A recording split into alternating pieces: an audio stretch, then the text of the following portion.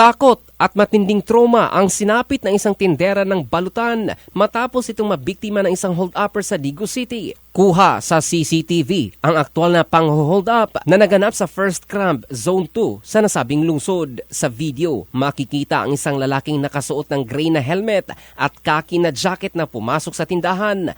Ilang sandali pa, agad nitong tinutukan ng baril ang tindera gamit ang hinihinalang .38 caliber revolver. Dahil sa takot, napilitan ng biktima na ibigay ang pera mula sa kita ng tindahan na umabot sa halagang 4,217 piso. Matapos makuha ang pera, mabilis na tumakas ang sospek at kasalukuyan pa ring pinaghahanap ng mga otoridad.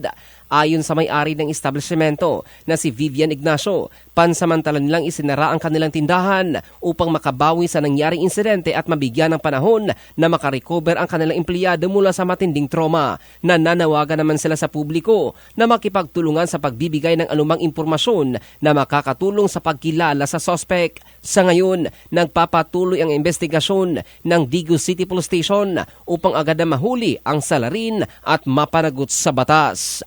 In the heart of changing lives, ito si Jofel Candado ng Brigada News Philippines, the Music and News Authority.